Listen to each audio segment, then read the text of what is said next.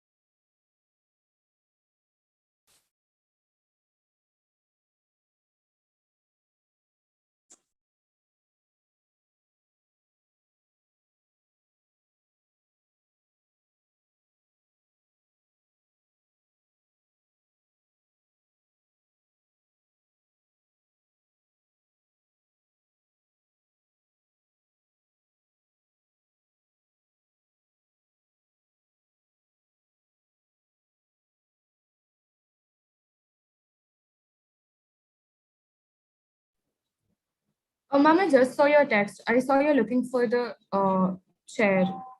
They're just joining. We've already sent them the link. They have some internet issues. They're just joining in like 2 minutes.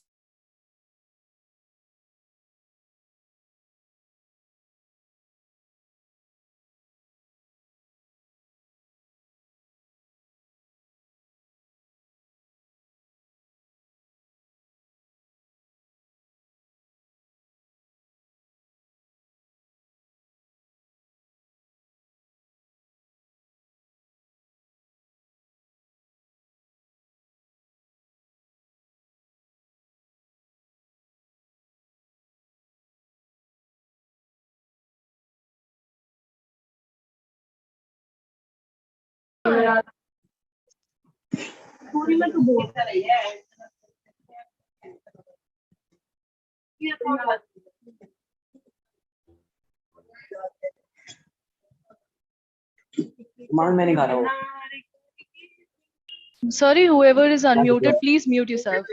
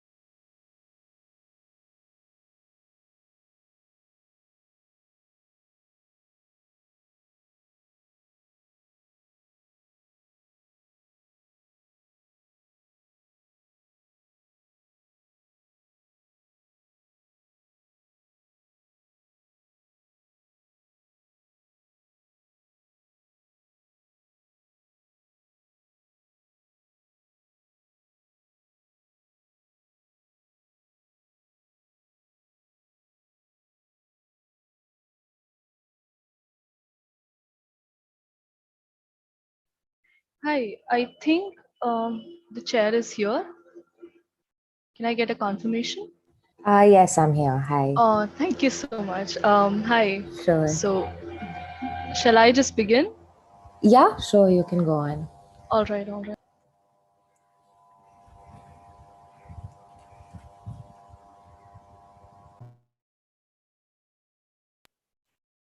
Can somebody please confirm that I'm visible and audible both? Yes, You you are. are. All right, all right. Okay, without further ado, I'll just start. Good afternoon, everyone present here. We welcome this August gathering to the showcase debate and discussion hosted by the English Debating Society of Deshbandhu College. We're extremely excited to thank our principal, Dr. Rajiv Agarwal, for letting this happen. But unfortunately, he's like somewhere busy, so he couldn't join right now. He's gonna join sometime later. So thank you so much, sir. We now want to thank our teachers, the DEPSOC conveners, Sharina Joshi ma'am and Vandana Mathur ma'am for lending us their guidance at every step of our journey. We are grateful for that, ma'am, and we hope that you enjoy this debate today. I would also like to welcome the participants of this event and collectively wish them luck to make this debate more powerful and impactful for everyone present here. I would also like to welcome and thank the students present here, and I hope you all have a wonderful time. With Independence Day around the corner, we have gathered here today to celebrate our freedom. Debating as a concept has existed throughout the centuries. The very essence of Indian and Greek philosophy stems from debate and deliberation. In Greek, in Greece, it was the civic duty to meet, to discuss, and build a consensus for decisions about state policy. In ancient India, there was a lively and extensively practiced freedom a tradition of debates between individuals as well as the various schools of thoughts.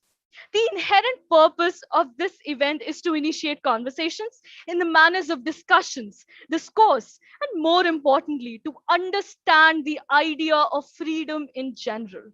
From the traction that people have gained through discussions and conversations in the past, its prevalence in the post independence world has led us to believe that independence is an ongoing process and the end goal should be the emancipation of people from oppression and dissemination to the masses in the form of a concept, the concept of individual freedom that persists through time and passes to different entities as a legacy. This creates an entire chain of unobtrusive unconstrained ideas. With a humble submission of my thoughts, I hope to have set some bit of a tone for this event. Without further ado, I would introduce you all to the invited edge. On the adjudication front, we have invited Pratyaksha Jha to share this debate and contribute to making it a success all the more. Some of their credentials in no particular order are Arch credentials: Open Quarters Chair, United Nations Debating Championship 2020, Invited Adjudicator and Finals Panel, ILS 2020 and GLC 2020. Best Adj, the Mukherjee Memorial Debate, St. Stephen's College 2019. Debating Credentials, winner and top 10 speaker, Australia Women's Debating Championship 2020. World Women's Debate Open 2020 finalist and octo finalist United Nations Debating Championships Bandung 2018. We welcome you and we are very excited to host you and we hope that you have a wonderful time. I would also now like to invite the chair for a few words followed by a briefing of the showcase debate rules. Over to you, Pratyaksha, whenever you're ready. Hi.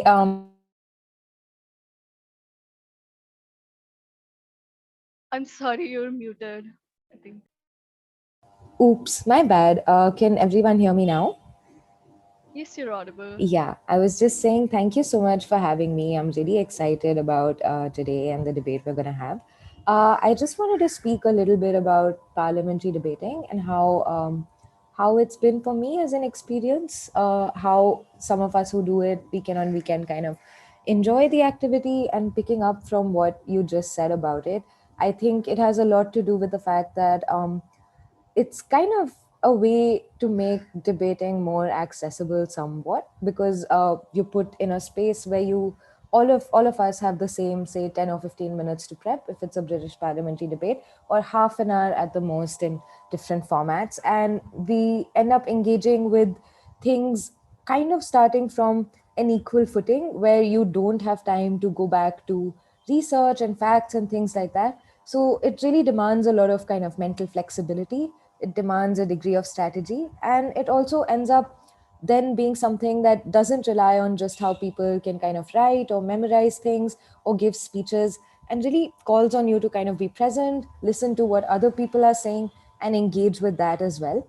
I think this format and in general parliamentary debating does a lot then to not just develop skills around elocution or skills around speaking in general, or just how we articulate, but also how to make that articulation easier for other people to understand.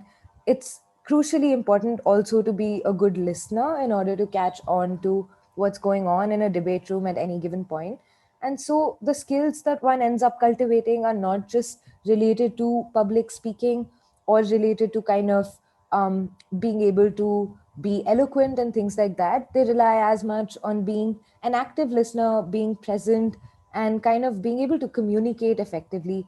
I feel like these then become skills that apply to a lot more spaces outside of debate rooms in life. And for me, that is primarily why these formats hold value and what they're able to bring to the table that perhaps other forms of debating that are more conventional are not able to.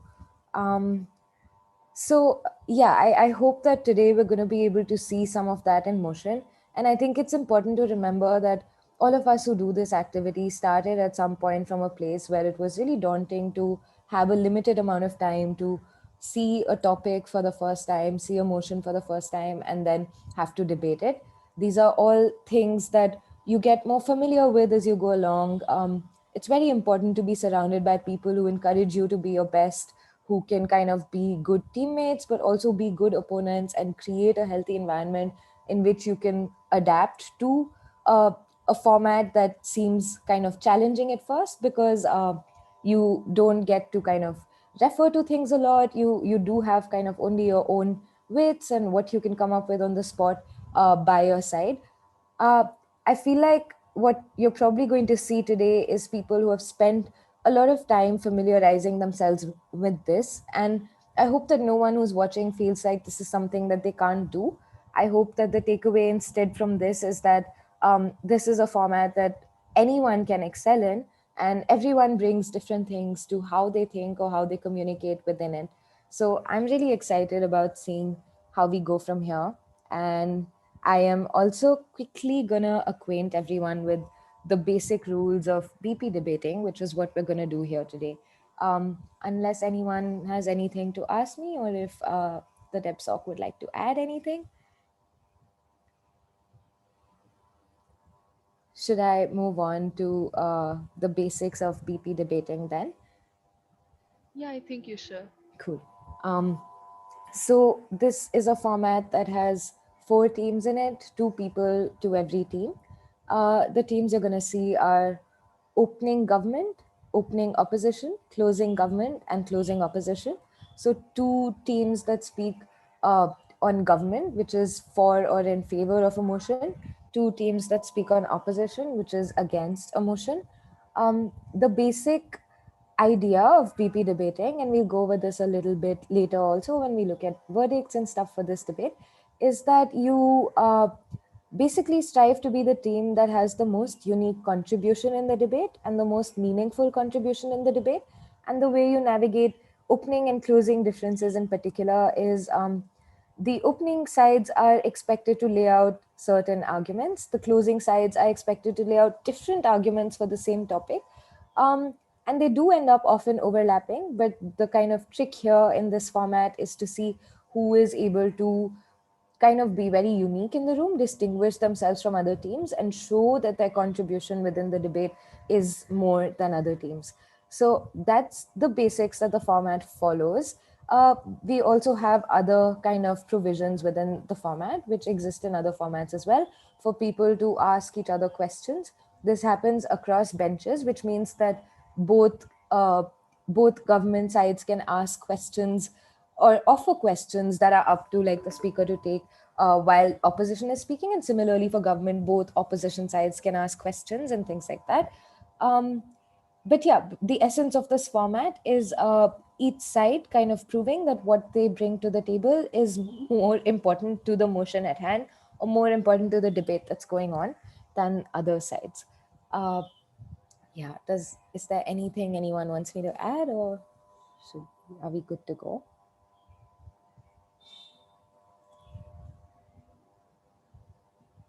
Right, maybe we can like reiterate the general rules about the time and the POIs as well. Sure, yeah. So each speech runs for 7 minutes and 20 seconds. The 20-second period is a grace period that's granted to speakers to kind of wrap up their speeches.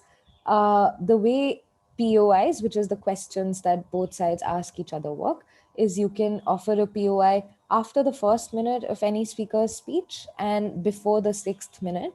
So while one is kind of keeping time, after the 1 minute mark, the floor is open for the other side to raise POIs, and they do so by saying POI or offering a question. It is up to the speaker on the other end to take them. Yeah, so that's how the order runs. And opening government goes first, then opening opposition, then closing government, then closing opposition in a crisscross fashion with the speakers on each team. Anything else? Feel free to add anything that I've missed.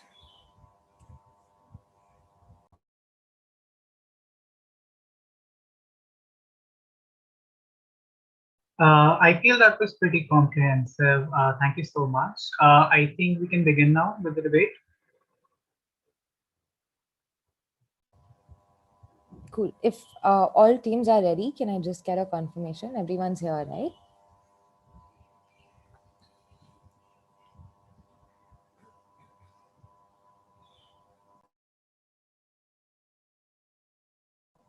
Okay. Assuming everybody's here,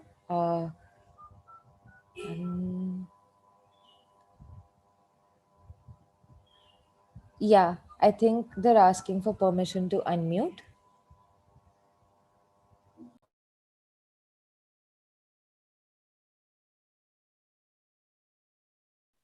Does that work? Yes, ma'am. Thank you.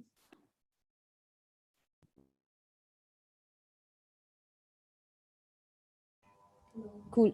Quickly going over, does anyone want to specify their pronouns to the rest of the room? In the absence of which, I request everyone to refer to each other with gender neutral pronouns or avoid using pronouns at all, talk through speaker roles or refer to people through their speaker roles. And I also request that everyone who's about to speak, before you start your speeches, just clarify how you'd like to take POIs, whether you'd like to take them in the chat, or if you want someone to kind of unmute themselves and say POI. Yeah, let's just do that to avoid any sort of technical delays. Short of that, I invite the Prime Minister to open the case for side opening government. Here. All right, I'll be starting my speech in 20 seconds. I'll be giving a countdown. Before I begin, my name's Simarjeet and I'm going as the PM. I'll be giving you a countdown.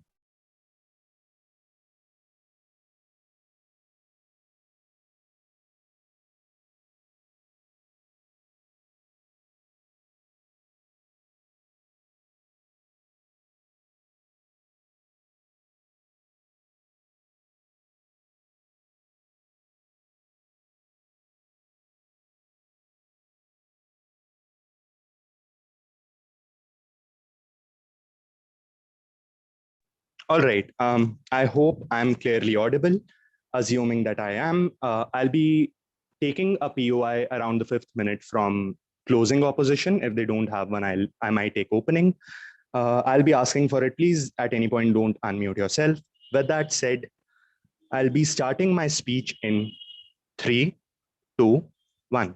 Panel, let's discuss some definitions first. This motion is this House believes that social disgust is sufficient justification for censoring art. 3 questions or 3 things you get in my speech. 1, why is there a need to ban or censor art in the first place? Second thing you get is who or what are some repercussions that probably come if you don't censor art, and why this is very, very harmful, since this is a beliefs that debate. The moment we prove to you that censoring art is going to be a better move in comparison to, say, not censoring art, as it has certain harms attached to it, we win this debate. On the third idea that you get from my speech would be why censoring art takes away a lot, and why there are certain benefits of censoring art. Starting with some definitions, panel. Let's start off with social disgust, right? Social disgust is a feeling, or is an emotion that comes from, is an idea of alienation or irrelatability to something. What do I mean by that? This idea of social disgust comes from a feeling of what is generally not accepted by society, and anything of that sort, when it comes out in the media, they are more likely to either not relate to it or abandon it in the first place. We also need to talk about the idea when we say social disgust, even though both the sides of opposition can come in ahead and tell you that, listen, social disgust is something that's changing for good, but we tell you that still the societal perception in different parts of the world is still highly conservative in nature, and we think these conservative values contribute to the idea of social disgust in the first place. Also, the idea of setting up a house set, we think it's the guts we had to tell you or define it for you, that censoring of art doesn't mean that you're not representing any kind of communities in your art itself, but it primarily means that you still go ahead and are mindful of the art that is going out in the society, because we think that art has a lot of value attached to it. Any kind of person, say from different socioeconomic background, is able to attach themselves to art or view this art in the first place.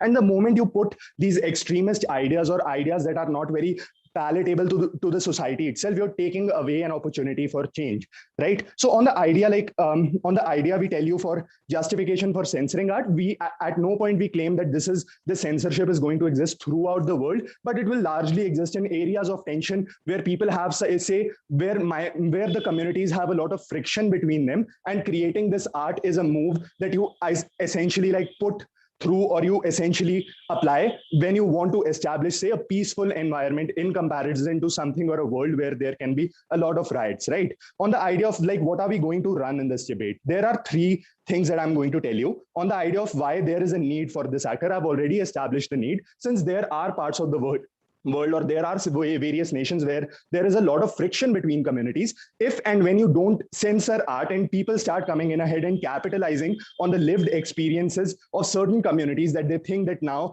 can generate, or certain woke people will be more, say, certain woke people will go ahead and watch this art, or people can make money of this art. We think it's something that should be avoided for 2 major reasons, right? The kind of repercussions that this has.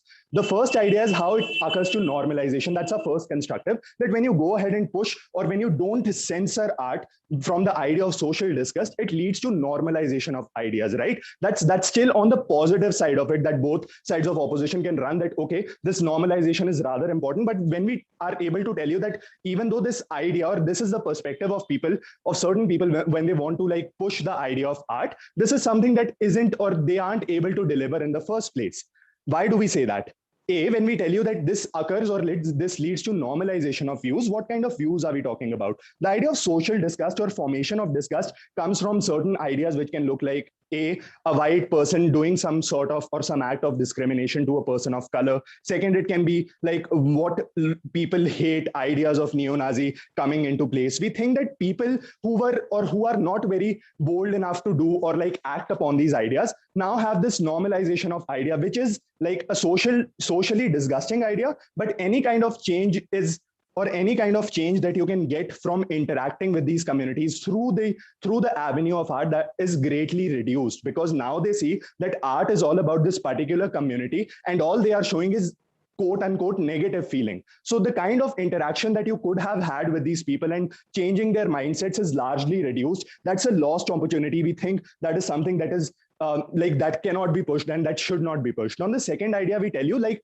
this is one of the idea where people abandon the art in and of itself. What is the second idea that can come through? We talked about normalization, where communities are already violent with against each other. They already have a lot of friction against each other, and this is the idea that gets further normalized because now you are also creating these extremist ideas which might not be liberal at all points of time, but at some points of time they can also be conservative. We think this kind of world, or when this censorship of art cannot occur in these two sorts of paradigms, call it liberal, call it conservative, we think that it creates more friction between societies, and any kind of social change that people are willing to, like opposition might tell you that social change comes from this, we disagree with that. Social change has to occur on a societal level, not through art where people can literally abandon it or shut their televisions and say why to watch it in the first place. Before I move further, I'll take a POI from CEO.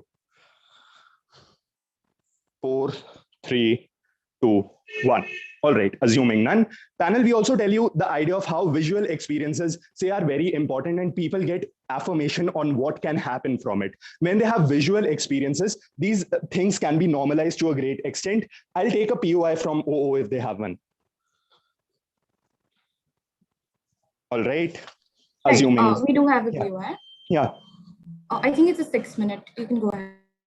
All right, okay. So panel, on the last idea that we are going to tell you, we tell you that these repercussions or these people, since they are more, say, anti the idea of these communities or these communities being represented in the first place, we think it's a wiser move for governments to then go ahead, or we think there is a need of an actor to step into this, because things can get more violent, things can get worse than this. If they try to tell you that the world today is also violent, they can't possibly go ahead and say that, okay, but this move is needed because, you know, greater representation is needed. The moment we are able to tell you that this friction already exists, and if censorship of art doesn't exist in certain scenarios, certain geopolitical regions, it makes the situation somewhat worse. We also tell you like why this idea of we also tell you that censorship already exists, and this kind of idea isn't something that we are introducing throughout the world. With those kind of clarifications, they do need to engage on all of those ideas. And with those ideas, I believe my time's up. So very, very proud to propose. Thank you. I thank the Prime Minister for their speech, inviting the Leader of Opposition to open the case for side opening up. Here, here.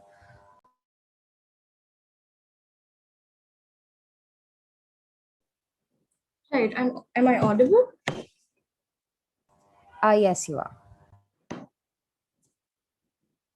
Just a second. I think I can't. Yeah. Am I visible as well? Yep. Thank you. Hi, I'm Ishita. I'll be going as Leader of Opposition. I prefer to take my POIs in the chat. I'll probably ask one from the closing in the 5th minute. If I can't take you, my second speaker will take you. Please don't unmute yourself at any point in time. I'll start my speech after I give you a countdown of 5 seconds.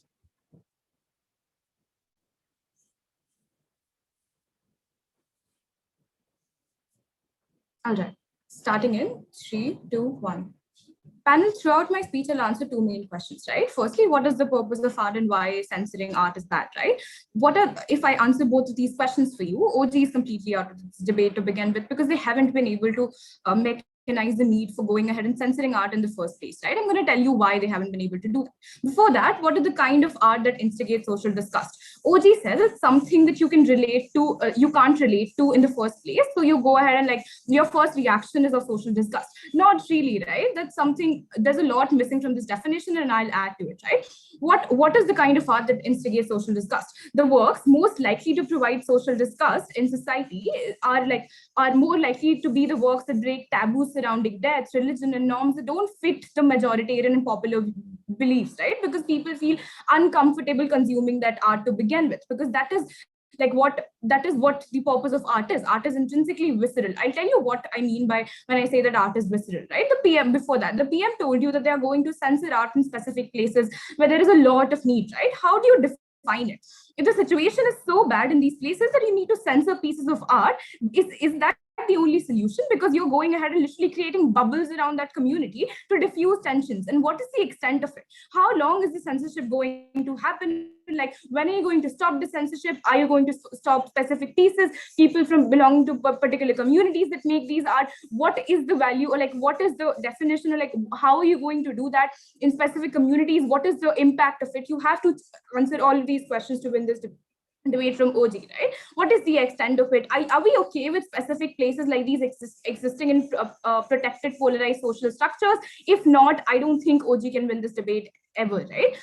Secondly, who censors this art? The government, after social disgust, like that is what we get from the PM's characterization, right? But also something else that PM says, that literally you can't, they challenge us in saying that we can't create social change. Why? Because people can literally turn off their televisions and whatever they're consuming their art on, because they feel uncomfortable, they don't want to watch or consume that art, right? If that's so easy to go ahead and turn on your televisions, I don't understand what the need of this censoring of this art is, right? Because I'll move on to the point that why censoring is intrinsically bad. But since they haven't established the acute need, or like the urgency of this need to go ahead and censor art, because by their own characterization, you can literally shut off your televisions, I don't see an urgent need for censoring art to begin with, right? After that, let's move on to like what this art looks like, or why, or who censors this art, or what is the viscerality attached to this art, right? The government basically, after the social disgust, censors this art. I've told you what social disgust looks like. What does this censorship look like? Possible restrictions include limiting display of some pieces of art to private collections only, withdrawing public funding, for example, arts council in different countries from artists considered to have produced unacceptable art. And at the more extreme end, the complete censorship of some art to begin with. What is the value of this viscerality that I'm talking to you about, that art holds viscerality, right? Art works, literature works, are the pioneers of thought, discourse, and awareness. A domino effect after the art is displaced specifically arises, right? In these cases, what is the importance of this effect? The moment an art produces social disgust as a reaction, it doesn't necessarily mean that people stop consuming it altogether, right? It's still being consumed. The narrative around the art is that it's something that is not widely accepted in the rigid norms of society, that does not, like, that's literally what the narrative around the art is. Even if it's in the form of criticism, the popular response to the art is still making a change, still making people in society question the norms they follow. And you're more likely to do this as a human response if you're faced with something visceral rather than feel good extreme, right? For example, that's exactly why dystopic art produces more discourse in society than utopic ones, because it makes you question why the artist is visualizing the world in that way to begin with. Like, are you living in a complacent privileged bubble or not? Because like there are other people who are viewing this world in this dystopic manner. You are forced to question, like this viscerality forces you to question if everything that you view the world through that lens is fine with you, or like, are you more privileged, or are you living in a bubble that everybody else is not, right? Let's talk about what the discourse that art brings, right? Discourse also counters gatekeeping, the discourse that comes after the viscerality of art, right? It also counters gatekeeping. Art for a very long time has been consumed only by the elite in society. That is to say, the intellectuals tend to gatekeep art from others on the ground that they might not understand. Discourse that stems from viscerality has high propensity to reach the masses, which often leads to there being conversations about it. Let's talk about why censoring is bad, right? Because legality defines social morality. We intrinsically believe that. We think that if the government goes ahead and makes something illegal, people like largely start believing that doing that thing is intrinsically bad because the government has told you not to do it. Or if something is made legal, people think that it's okay to do that because the government has legally sanctioned it. So legality shapes morality. We've seen this in so many laws, when so many bad laws in all countries have been criminalized, so like that those social practices have been stopped to begin with, right? That's why we think that legality defines morality. Why is this important? Freedom of speech is considered integral to the modern democracy, and with good reason, right? Free speech makes a vital contribution to plurality of ideas. It is only when a great number of ideas are expressed and challenged, such that people's beliefs remain fluid and can be formed and reformed, that we are able to arrive at such a point that we are likely to progress this marketplace of ideas. This prevents us from stagnating, from continuing harmful practices and modes of thought simply because they're traditional, right? Social change does not come from pieces of art. It comes from real, concrete political action and struggles over time. But to ask for that social change, you need to have awareness, and art is an easy medium to embark on discourse and discussion, which are key tools of awareness campaigns. Before that, I'll take a POI from CG. Anyone can feel disgust towards any sort of art because art is subjective in nature. What is the tipping point at which point you realize that individuals continuously as a community feel outraged or offended by a certain point of art? Right, that is exactly the point. Right? That art is subjective, but the majoritarian ideas in society which lead you to have social disgust as a majoritarian view is more problematic to understand, because like, let's understand if a majority in a particular area or like in a particular nation sees that this art is specifically offensive to me, or like this art makes me feel disgusted, that is probably because their intrinsic privilege is being challenged by it, their intrinsic like abilities that they've been living in the society are being challenged by it. That's why like the social disgust around it is more likely to become popular, because the majority feels so. That is the tipping point. The moment like you question and go ahead and like the norms of the majoritarian society that rule literally all aspects of social like discourse, that is the tipping point where you feel that like, oh, it's important to censor this art because the majority feels uncomfortable by it. It won't really matter what the art is about. It won't really matter if a minority artist is going ahead and making the art about that, oh, we are being oppressed, or like we don't have enough freedom, so like we view this world in this dystopic point of view, or this is what the world treats us like, and that's why like it's okay for you to feel disgusted because you don't feel this but I feel this.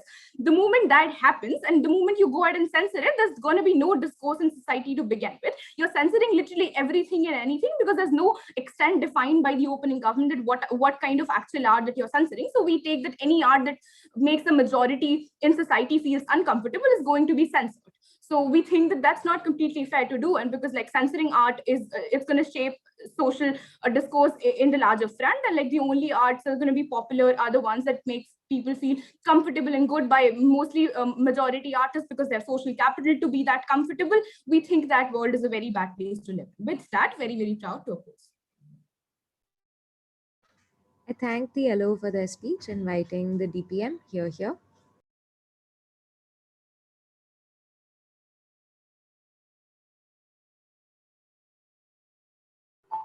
Am I audible? Yes. Camera. Sorry. Hi. Am I visible and audible? Yep. Okay. I'll just be starting in like 5 seconds. Cool.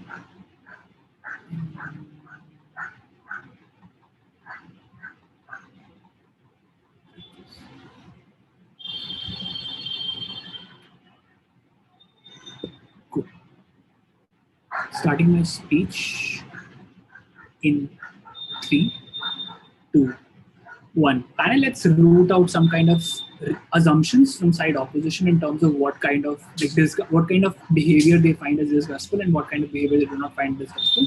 Our closing does ask them a really important question in terms of what kind of subjectivity exists in terms of even finding things disgustful, and where does objectivity in finding disgust like start. We think that start with animalistic behavior and not with majoritarian views. We think that at a point in time where like behaviors trespass human like transcendencies in terms of like what you can do in terms of in terms of your response, that in and of itself, when it becomes animalistic in nature, is to say really volatile and like actions that like go ahead and like people like viewers feel them to be not human, that at any point in time should be censored. We think why at that point in time like hindering discourse is important. We think that discourse in and of itself is not a monolith. Is to say you can't really let warmongers and like riot mongers exist in the society. We think that they do not exist in the society the way they would be if like absolute freedom of speech existed in the world. Only and only because it exists some principles we prioritize over freedom of speech. This is like individual, like the idea of formation of discourse in and of itself happens through discourse itself. At that point in time, what discourses stem from is really important. Why do we think heads like hindering freedom of speech is really important? We think that freedom of speech, like to be the most intrinsic part of democracy, still is not absolute. We think that the state or like the people who are in power have some kind of responsibility in terms of what kind of repercussions, some kind of representations have. Then why do we think that what really happens that makes the burden too much on side government to go ahead and ban this, like blanketly ban this or censor this in some areas? We think that the idea of fetishization and like fetishization of animalistic behavior and like the normalization of violence is really important in this debate. We think that art, films, and like paintings that normalize the idea that your response to a certain kind of behavior or you going ahead and doing certain things to an individual or a community can be violent in nature, in like provokes other people of that same particular race, caste, etc., to go ahead and take up that action. Why do we emphasize on this factor? We think that like when you visualize something, is to say when you see something via your eyes and like have some kind of visual experience of that, your emotions in that particular manner, and like your say for example your the amount of bravery you would have in terms of going and acting upon it increases. Why does that increase on our paradigm? We think that increases on two folds. First of all, now you have seen how it happens, is to say that you will not be the first one to go ahead like and imagine it and then do it. Secondly, in any other medium, is to say written medium or like say any other kind of medium where you like read certain things, etc., and do not have a visual experience of it, we think there exists some kind of barriers in your own head to go ahead and execute certain tasks. At that point in time, we think we need to go ahead and curtail animalistic behavior in society that come out of these art forms and like hence go ahead and form the paradigm of disgust. We think at that point in time it's really important to understand where does disgust stem from. We tell you in our first speech that disgust stems from like overarching beliefs in the society where like you find disgust, like you find violence disgustful, you find threatening of certain communities disgustful, you find like certain actions as responses disgustful. We think in that paradigm it's really important to understand our case versus opening opposition's case, because opening opposition's case is basically this: that they want freedom of speech to exist. They want they want to define disgust as like a majoritarian view. They also want to go ahead and talk about like how disgustful art has some kind of like viscerality and has some kind of impact in society. We think that all of these things are true. First of all, yes, freedom of speech exists in democracy. We tell you why it's not absolute. Secondly, we tell you why like even if it's like majoritarian belief of disgustfulness, it does have real-time repercussions. But we don't think it's absolutely that. We think that the idea of subjectivity and objectivity plays into this fact. Is to say that you might find certain art forms subjectively like disgustful, subjectively bad, subjectively uncomfortable, but there exists a tipping point where it becomes objectively disgustful to everybody. We're talking about these kind of art forms, because if we start talking about subjective discriminations of like disgustfulness, at that point in time, this debate becomes really ambiguous, and this debate does not really exist from side government. We think that when the tipping point exists from the objective point of view of your disgust, at that point in time, it really becomes important to curtail freedom of speech, because now what is happening is you're fetishizing that behavior. You're normalizing that behavior in terms of like visual experiences. With that said, I'll take closing. Closing. Cool. Opening. Right. Political behavior and extremism can also affect social disgust that you're talking about being it objective. How do you justify that? That's subjective to change, that like literally every regime change.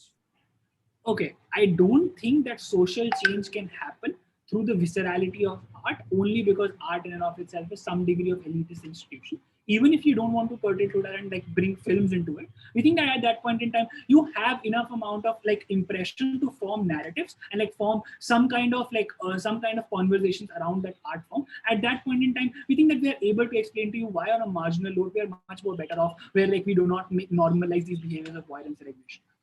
Let's talk about why like it's important to go ahead and curtail these like ideas of aggression and curtail these animalistic aggressions or like animalistic behaviors of individuals. We think that the idea of disgust forms from your core, and that's why we want to objectify it. We think that it's really important to go ahead and look at it from the tipping point of objectivity. At that point in time, we think that it's really important to look at what kind of like harms come out of not like censoring or banning this. First of all, in terms of like fetishization that I was talking about, of like violence, is to say that I see violence every day on my television, I see violence on art, etc., etc. Now violence gets like normalized. Is to say like I look at violence, it's something that is like normal in society, and it's not something that I have to like keep myself away from. At that point in time, my active intervention into violence, is to say not stopping violence, but like actively participating into violence, the barriers from doing that like decreases. We think that at that point in time, like disgust, like going ahead and like banning disgustful art goes ahead and keeps these barriers at play, like human barriers of not participating, human barriers of fear, human barriers of like morale, your own image. We think that these barriers should exist inside of human behavior, and humans should not transcend that. That is the reason why we think that like at any point in time, like falling off on the freedom of speech paradigm is fair enough, because now we are able to explain to you on a principle level why is it fair to do that. Also on harms versus benefits level, why there exists much more harms in terms of how like in terms of what kind of human behaviors change. We're able to explain to you what kind of repercussions have on like communities and like countries. We think even on our idea of war-trodden countries and countries which are like going towards a civil war. It's much more extreme in terms of what kind of arts are being formed and what kind of like views given by artists. And on all of these grounds, we think that we're able to mitigate the principle of opposition, also give you some kind of harm. Thank you. I thank the DPM for their speech, inviting the DLO here.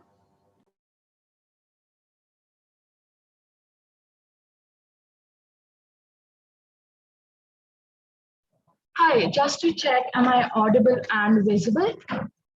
Yes, you are. Okay, I'm gonna take like 10 seconds and then I'll start my speech with a countdown. Before that, I'm Muskan. I'm gonna go as the DLO.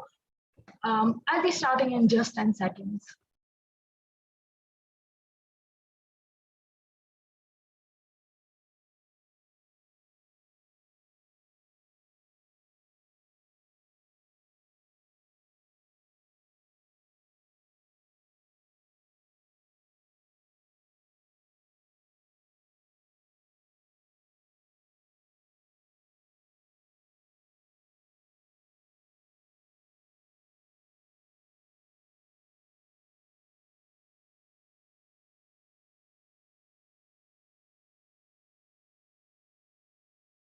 Okay, checking just once again if I'm audible and I'm like loud and clear.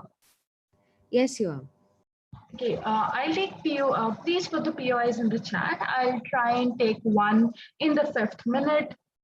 Please do not unmute yourself. And with that, I think I'm going to start in 3, 2, 1. Panel, we think that opening government here has some sort of an extreme case where art is so much popular and is created in such a majority view that each and every artist out there is creating some sort of art that has some sort of violent message in it, right? What they tell you is this, that art that is literally existing in status quo right now has some sort of violent messaging or some sort of extreme views tied behind it. And this is where we feel it becomes important for us to go ahead and clarify what art actually means, right? And this is something that Ishita has already done, right? Art also has a lot of historical context behind it. That is to say, when we say that there are artists who are creating pieces that have viscerality in them, these artists have specific reasons and ideologies behind that. Again, to propagate it further, that means these artists come from some sort of social background or have some sort of inherent reason why they feel that their point of view needs to be propagated within the masses, right? And this is why consumption of art that is created on the context of all the on the history of that specific artist becomes important. And this is why we feel censorship in of itself becomes a problematic thing to do in terms of art. Again, another point that the second speaker from side government goes ahead and talks about is how there is no chances of there ever being any sort of social change stemming from art. Let's take an example from existing history, right? A lot of struggles or geopolitical struggles, freedom struggles, or any sort of revolution has always had some sort of extension in art. That is to say, art has for years and years and ages have been used as a medium to cause awareness and education within masses. And this is how we connect our argument of social change and viscerality to it. And it is also a counter to what the second speaker has given you so far, right? When we talk to you about viscerality of art, what we tell you is this, that listen, this viscerality leads to awareness, discussion, and discourse within masses. What happens when you have these sort of discussions and discourse is that people start talking about things, that is the masses, even when they're disgusted by say some sort of art piece or just curious about it, they go ahead and have conversation. These conversations literally trickle down in form of awareness and education. Hence, this is the basic foundation of any sort of social change stemming out of art, right? The point in time where you go ahead and allow this censoring of art just to make it palatable, for a majoritarian view in any sort of demographic is where social awareness goes outside of the picture, right? That is to say, if we agree from opening government's ideas and arguments about where they want to set this debate or which sort of art they want to censor, it literally means that in their scenario or in the picture that they want to paint today, there will never be any chance of social awareness or social changes coming, because anytime people will feel people will feel threatened because of some piece of art, or will feel confused or uncomfortable because of a piece of art, they're gonna literally stop consuming it because government will go ahead and censor it. Hence, there isn't any existence of a counter point of view within the demographic that they're talking about, right? And this is why we feel our constructives or the points that Ishita goes ahead and talks about becomes important, right? We talked to you about how there is viscerality in art, right? The historical context through which art stems from and the history of art in of itself has an attached value to it about viscerality. That is to say, art as a tool and mechanism to spark social changes in form of poetry, painting, stories, any sort of art in all demographics has some sort of social connotation attached to it. Hence, the people consuming it at any point in time can go ahead and have some sort of awareness about the topic to which the art is related, right? Also, government at points goes ahead and assumes that people are not rational enough to consume art in the right way. That is, they're gonna get they're only gonna pick the negative out of it. That is, say you seeing war happening in a painting, and you will feel like, okay, this is the only right way of interacting with art or the right thing to do. But we don't feel that's the reality here, right? Before that, please go ahead. Hate speech is just as subjective as discussed. Would you also suggest we should get rid of hate speech laws? Okay, this is where we talk to you about subjectivity of art in general, right? We don't feel that hate speech is something that counters or comes in the same demographic as art, right? Because this is where our characterization of art in this debate becomes important, because we don't think that it is justified for you to literally equate something that has something like hate speech to a form of art that has a lot of, say, avenue for you, for social changes and discussion and viscerality in general, right? To answer that fear even in a better manner, we don't think that you should do away with hate speech laws, but we also don't feel that at any point government or any majoritarian body going ahead and censoring art that makes people uncomfortable or has any sort of value when it comes to viscerality and starting social movements should be done away with. And this is one of the major harms that we talk to you about when it comes to the harms, or the most the basic harms that stems out of any sort of censorship that happens anywhere in the world right now. Right? With that, what we give you so far in this debate is the idea of how viscerality is important when it comes to art, how viscerality literally trickle down to things like social changes, awareness, education within the masses.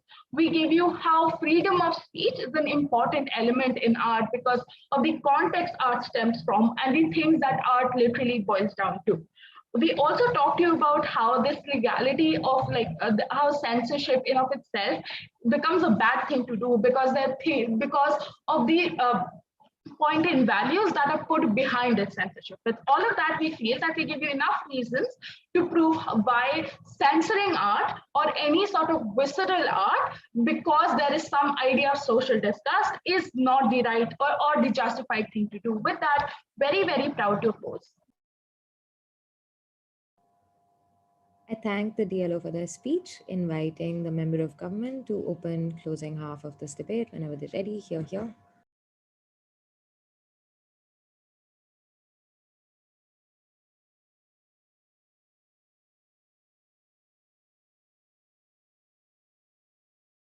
All right.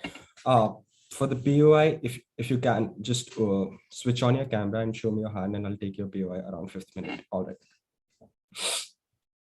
Starting in 3, 2, 1. The issue with the opening half thus far is that they're instrumentalizing art to bring about certain political and revolutionary changes while conveniently ignoring other multifaceted benefits of art that it brings about in the society. These are not just personal benefits to you in the forms of healing, sense of comfort and happiness that it brings when you witness a piece of art, but also in terms of communication that it facilitates, in terms of narrowing the gap that exists between the individuals in the society right now, as easily pointed out by an opening government. I'll be extending upon that. First thing that I'm going to do is disgust is not a knee-jerk or a half-baked reaction. We think disgust is rather expression of your moral self in relation to a specific stimulus. The issue is everyone in this debate thinks that disgust is a very abstract concept. What I'm going to prove to you that it's rather not abstract concept, but something which is cumulative effort of our social, moral, ethical beliefs which individuals and communities hold dear to themselves. We find something disgustful because it's in contradiction to our moral and ethical beliefs, which means disgust is not just simply an arbitrary reaction that people propose in any situation, but it's rather something which is formed by the consensus of your own moral and ethical beliefs, which means if anything goes in contradiction to the same, then the first thing that disgust does is not create discussion, curiosity, and dialogue as our opening opposition would suggest, but it instead creates more disdain amongst communities.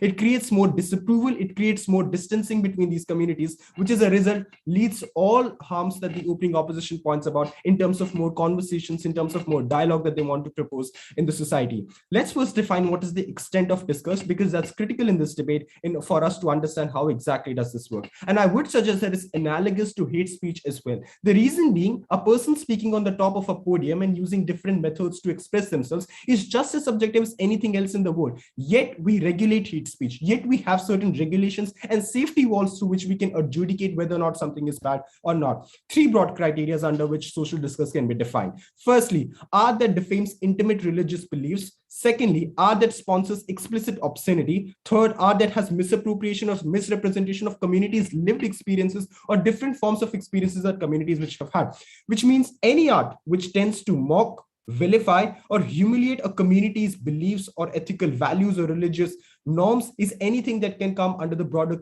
criteria of social discourse. Why is this unlikely to be as abstract and as vague as the opening opposition suggests? The first reason is we don't think that disgust is an exclusive concept reserved for the majority communities. We would suggest that it's symmetric. Minority communities can just as easily register their grievances against majority communities if they feel that their values have been mocked by somebody or their values have been humiliated. So to make this debate as a pitfall of majority versus minority would be a disservice to what it actually is about. Secondly, freedom of speech. I think freedom of speech under the most broader sense is not just an abject absence of not being able to speak anything. I would actually suggest that freedom of speech is also being able to register your complaints at the time at which you believe that your values have been harmed by somebody else's expression, which means freedom of speech at the very core is a phenomena of balance of rights in which each and every actor and each and every stakeholder's rights are very intricately balanced, rather than just simply suggesting that we must not have any regulations against anything. Just because you have a censorship norm doesn't mean we censorship everything. We have a lot of censorship norms around our entertainment culture, around our media, but that doesn't mean people can't speak anything. But we do need to have some safety wall at the time at which we believe that there are certain sort of harms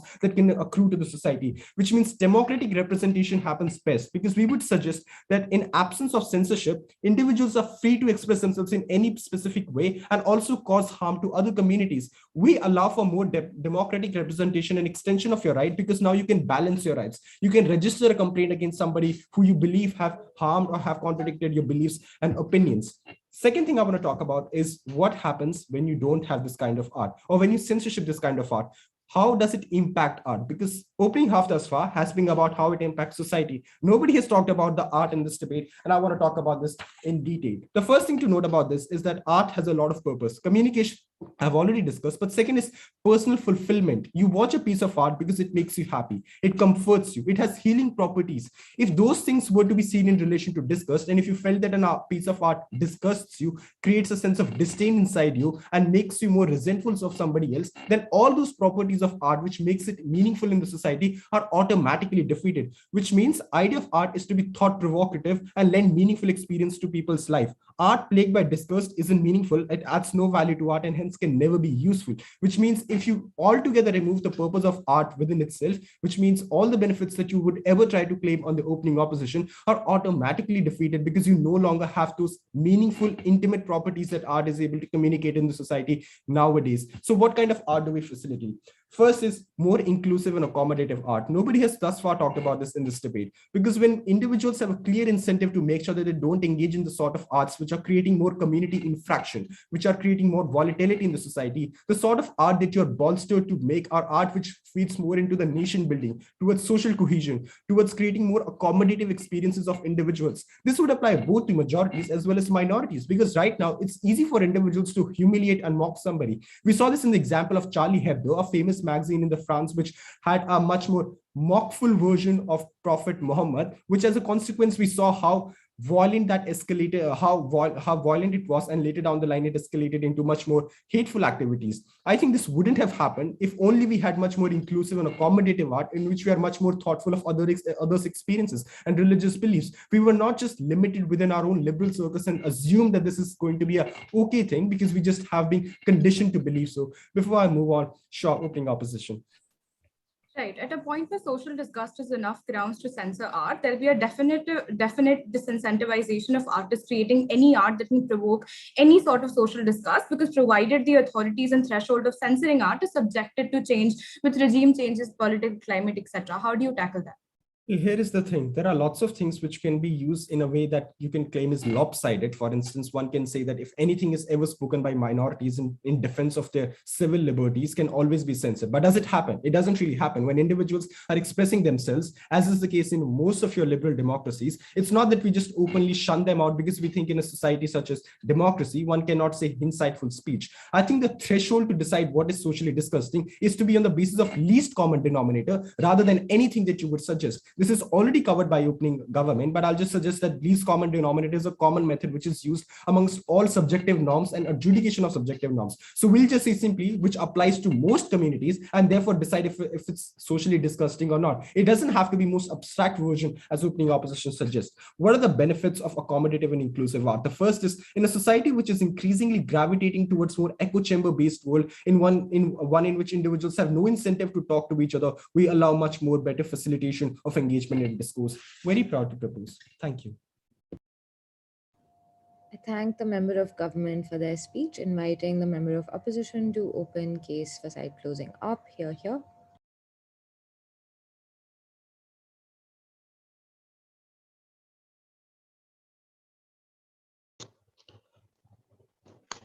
I hope I'm audible and visible.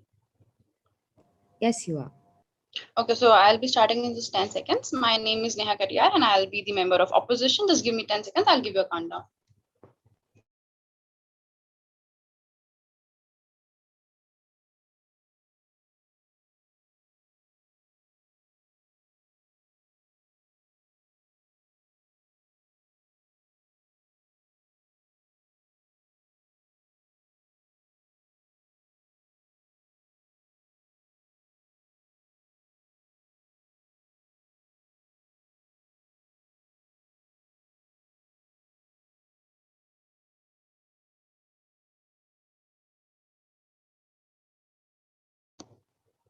So I'll be starting in 3, 2, 1. So this is how I'm going to structure my speech. First, I'll talk about some rebuttals and then I'll stand the case from the side, closing opposition. Now, first, the closing government comes here and talks about the social disgust is also a form of moral and ethical. It's related to morality and ethicality, and social disgust it stems from something that is unacceptable to our morality and something that is unacceptable to our ethicality. But morality is a concept which is not unaffected by the societal norms. Our morality is also shaped by the society we live in, is also shaped by the societal norms that exist around us. And societal norms are formulated by the majoritarian views that we have in our society. So even our morality does not remain unaffected by the majoritarian views that exist in the society in the first place. And hence, even if we say that social disgust stems from our morality, even our morality is something that has been formulated by the social conditioning, has been formulated by the societal norms that is prevailing in the society. And those societal norms has been formulated by the majoritarian views of the society. So hence, when you say, even if you say that social disgust stems from morality, it remains affected by the majoritarian views in the first place. Now, at the moment it gets affected from the majoritarian views, Obviously, if any minority, any art that is stemming from the minorities' ideologies will instigate a social disgust in the majority, and hence our morality and hence the morality of the people and majority is formulated by the societal norms, and societal norms are in of itself formulated by the majoritarian views. Obviously, it will instigate disgust in the first place, and the moment it will instigate the disgust, you say that you will censor the art. It means that you will censor the ideologies that the minorities want to showcase in the first place. Now, the second line of rebuttal is that the closing opposition says that the right to register a complaint is a very integral part of freedom of speech. Now, the idea of that you are that you are having a disgust from a certain thing, that you feel that something is not acceptable to me, it's fine. You can feel disgust, you have the right to feel disgust, but using that disgust as a mechanism to stop something, to censor that particular thing, is completely wrong. Now, a second line of rebuttal to this, that each and every individual has different amount of capital to register the complaint. I, as an individual of a majority, does have a more larger platform to showcase my disgust in the first place.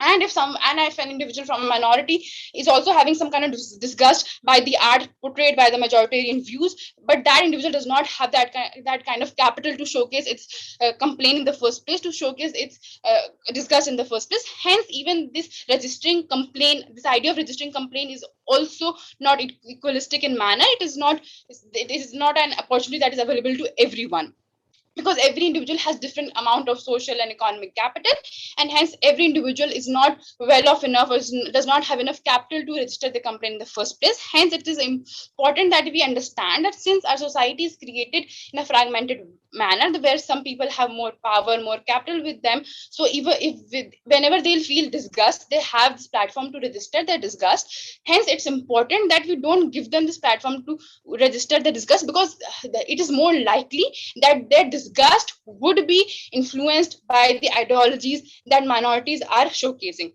And obviously the minorities, whatever they'll showcase, will be in the form of calling out the majority, because majority has oppressed them since very long. So hence it's very common that it will instigate a disgust among the majoritarian views. Now, these after my rebuttals, let me extend my case. Now, the first is the idea of censorship. The censorship, this word in of itself creates a perception that, okay, if someone is censoring something, or if something or any art piece is being censored, it means that this art piece or this kind of art piece or whatever this art piece is portraying is bad. Now, when you create this perception of bad, any individual will never even want to investigate why is this art is being censored. They will just say that, okay, it is being censored, it means it's bad. If they will never even try to investigate that why it has been censored, what was the reason behind its censoring. So hence, without any discourse, without any social conversations, an art will be censored, and people will start thinking that, okay, it has been censored because it is bad. They will not ever try to see that what was the reason behind it getting censored. Now, the second idea of being at a slippery slope. See, social disgust is something that can arise from anything. It's not only limited to art. It can arise to anything. So now, if you're saying that we are censoring art because it instigates social disgust, what guarantees that after certain years people will start saying that, okay, I'm getting disgusted by someone speaking against me. So social disgust is something that can arise from anything, and if you go on taking social disgust as a justified ground to censor something, you can't essentially do that, because disgust can be arise from anything, and hence you can't essentially go ahead and take this as a ground, and this as the basic ground to censor something, because social disgust can be arisen from anything. And if you start taking this as a ground, essentially it will lead to canceling and censoring most of the things. Yes, Mazan, please go ahead. A majority is simply an aggregation of people who have common beliefs and values, such as a majority votes in a democracy and elects a prime minister or a president. The reason this is important is because it's unclear why a majority in itself is always going to be a bad thing. Okay, thank you for that question. So when you talk about when we are talking about art and we are talking about society, the societal norms are generally we see and we try to analyze societal norms. Societal norms are basically formulated in a way that protects the authoritative power of the majority because we live in a fragmented society. So the people who have a higher pedestal on the society have certain amount of power, and the societal norms that they create is a kind of an instrument to protect their powers. That is why the societal norms are inequitable in nature, because they have been designed to protect the people who have been in power as far as society is concerned. So that is why when we talk about morality, even that morality has been stemming from the social conditioning, and those social conditioning is affected from the societal norms that has been created by the majority people to create to protect their authoritative and to protect their places of power. And essentially that is why it's bad, and it cannot be compared to voting, first of all, because societal norms are a different thing and voting as a whole mechanism is a different thing. Now, the third point is when it comes to the artist. Now, if an artist from a minority group wants to go ahead and showcase art, it will be in his mind that, even if I do something, it will create a social disgust among the majority, and hence my art will be censored. So it will disincentivize people from minorities to going ahead and becoming art creators in the first place, and hence there will be less number of people in the art field in and of itself that will harm the art field as a whole. So hence it's very problematic in the first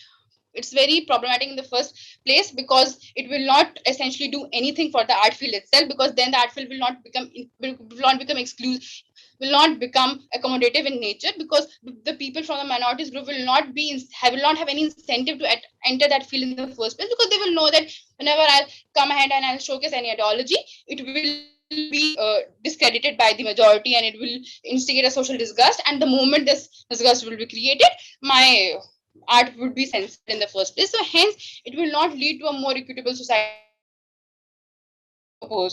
Thank you. I thank the member of OP for their speech. Just a note for everyone who's watching, even though we haven't kind of asked speakers to wrap up as soon as 7:20 hits, the kind of due course for this would be that judges stop writing around 7:20 so that no one is disadvantaged on time. And just a note to the remaining speakers to just keep an eye on the timer. Inviting the government whip to wrap up the case for both gov sides. Here.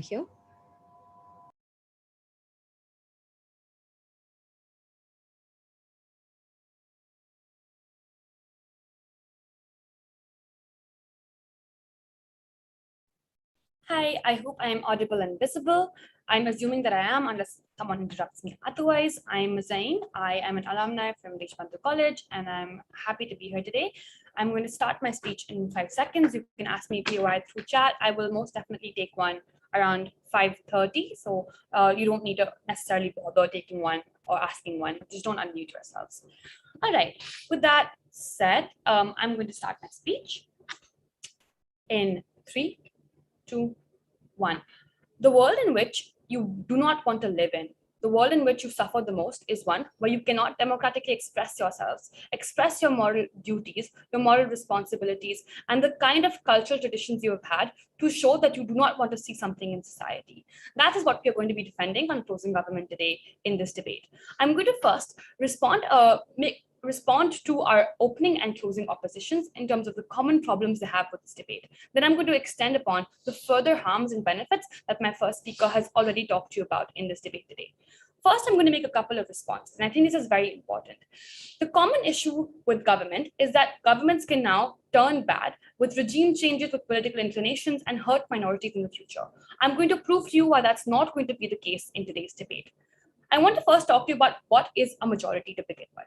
Is it simply a majority that has always going to be having bad incentives to protect themselves? Or are they simply an aggregation of choices and people in a democracy that work a certain way to express an opinion? The reason this is important is because a majority is not a monolith. Different values create different majorities. For example, I can be politically inclined towards one policy from the same leader and dislike the other policies that that leader has made, which means that I can have different preferences, different values, and different orientations, all based on my race, my cultural ethnicity, my gender, my socioeconomic status, etc. The reason this is important is because we always contribute to what a majority is and what majority choices are in different ways. Not all same people will reject the same thing or have an aversion to the same thing. The second thing I want to then talk to you about is what the principle of least common denominator is that we think is likely to prevail, because opposition thinks it's going to be minority art that's going to be dismissed only. The reason this is not the case is because the individuals or the state that is going to enhance or like going to put into place this form of censorship is going to be one that is based on some form of principle consistency. The reason this is so is because courts, like for example, the Supreme Court or the justice system, as well as the state, needs to maintain principle consistency in order to uphold its values. So for example, if they say this minority art cannot be put into public and has to be censored for this reason, for X reason, the same reason has to necessarily apply to majorities, because otherwise it would undermine the value of the Supreme Court or undermine the value of the judiciary in itself, which is unacceptable for the proper functioning of the state, which means it always has to abide by those principles, irrespective of political change, irrespective of regime change, because things like the constitution, things like your laws, things like your policies are set in place irrespective of who comes into power. The reason this is also important then is because what a majority is going to be formed into can have different orientations with respect to a certain art, can find different things disgusting, and the reason that has accumulated into social disgust is because of your expression of moral, like society, moral inclinations that you have. The reason all of this is important is because even if the majority sets principles on opposition, I don't think that's a bad thing, because we all come together in response to certain things that we think is bad. For example, a majority decided that murder is a bad thing and therefore placed a moral abolition and therefore a legal abolition of murder in itself. This is exactly why it's correct to shape morality in the way that we want on our side of the world. I'm going to now respond to whether you can truly shape morality meaningfully in our world as well, which is going to respond to opening opposition's claim of how you can shape morality best in your world. This is important because it's incorrect to shape morality without the democratic consent of people who contribute to your society. Because if you try to shape morality without people's consent, it is an imposition of will onto these individuals. Morality is then instead shaped through slow evolution of people naturally questioning norms and more introspective discussions that happen through which laws is changed. So law in itself should not shape morality, but morality in itself should shape law through slow evolution of the same. If that is not happening, then you impose a will onto people that they have not consented to, which we think is undemocratic to begin with as well. I'm now going to prove to you why social disgust is an extension of freedom of speech. Before that, quickly, I want to respond to the opportunity to register complaints. And even if it is the case that minorities cannot register their complaints because they have less capital, it is still okay. We do not dismiss the first wave feminist movement because we understand that the fourth wave feminist movement gave opportunities to people. If there is inherent good in the principle, we should instead strive towards making it more accessible instead of banning it altogether. So we think the principle on opposition is incorrect. I'm now going to talk about my arguments in this debate. My first speaker talked to you about why is it that social art becomes meaningless if it creates disgust? The purpose of art in itself is to create healing properties. People just don't do it to create gut-wrenching feelings in other people. Instead, they do it for personal fulfillment, for expression of identity, etc. Which means that art becomes meaningless the minute there's no meaningful reaction to this art. The minute you cannot meaningfully react or introspect towards it, but disgust in itself, which creates dismissal of those feelings, which creates dismissal of that art, which means you can no longer meaningfully invoke introspection. And this means that the impact is on our world, you get very accommodated and inclusive art because individuals strive towards creating art that does not offend each other, but creates more belonging with each other and more love with each other. The reason this is important is because you never get that in a world where you focus on, you do not create any censorship on art and therefore allow individuals to offend each other, even when there's no least common denominator, to pull them through and remind them that certain morality is something that most individuals in this democracy do not agree to. Before I move on to what that creates in terms of morally oriented emotions, there's opening opposition of a POI. There's closing opposition of a POI. All right, I'm assuming there are none and I'm moving on. We have a POI. When you're defending majoritarianism in the status quo, which is right. The majoritarianism is questionable with respect to the very own gender equality movements. How do you justify or how do you defend the very aspect of majoritarianism? I don't think this is majoritarianism. I just think it's majority that has aggregated choices and views in light of something, and that is a valid thing to do under a democracy, right? The reason if the argument is capital, you should strive towards making it more accessible instead of abolishing it altogether. This can happen through common principles of judiciary, common principles of democracy that further the same, because you have to approach it with the same lens. Now, I'm going to talk about why disgust is a morally oriented emotion. We think that social disgust is a democratic expression of participation in society, because social disgust is a result of tying to cultural identity, to historicity, to agreements with certain moral values that cannot be overlooked, to identity formation, which means they are part of intrinsically who you are. And this disgust is something you register as a citizen of your country. The reason this is important is because it's a democratic expression of your participation in society to show that you're disgusted towards something and you think it should not be allowed in your society. That is a valid expression of who you are, which means it's not the government that is arbitrarily censoring something. It's censoring something because as a people of that country, you feel opposed to it, or you feel that you must express that this thing should not exist in your country. For these reasons, we think this disgust should be registered, should be valid in democracy, because otherwise, without that, there's no meaningful choice. For that, we're proud to propose. I thank the government whip for their speech, inviting the opposition whip to conclude the debate for all benches whenever they're ready. Here. Hi, I hope I'm audible. Yes, you are. Yeah, sure. I'll be starting my speech in 20 seconds. I'll be taking the POIs, preferably in the 5th minute of my speech. Just give me 20 seconds to collect my thoughts.